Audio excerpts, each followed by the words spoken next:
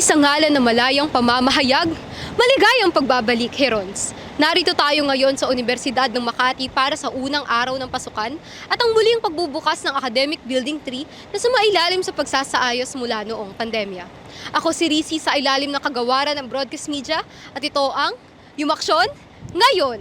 I feel excited kasi finally everyone has their own classrooms, hindi na kailangan mag-agawan ng slots for each room. If I'm not mistaken, early 90s nung kinonstruct yung buildings natin. So medyo luma na talaga siya. More than 20 years na siya, 25 years. During the pandemic, nagkaroon ng rehabilitation. Isa rin sa in-upgrade natin would be the electrical system of the buildings.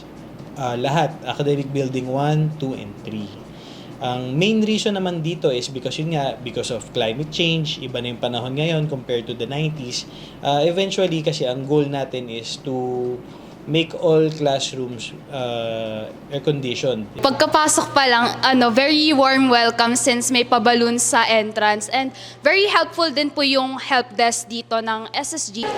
I think yung mga classrooms natin, by this time meron na siyang glass boards, yung mga swivel chairs natin, and yung mga magaganda nating windows. Pero as a student kasi, kung ma-experience yung bago nating like yung swivel chairs, and then yung sa board natin and such, actually maganda siya and comfy siya. For sure, ito yung mga magiging dahilan for a very conducive learning environment ng ating mga students.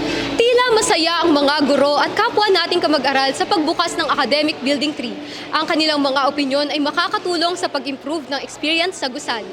At iyan ang mga kaganapan sa Universidad ng Makati Academic Building 3 ngayong unang araw ng pasukan.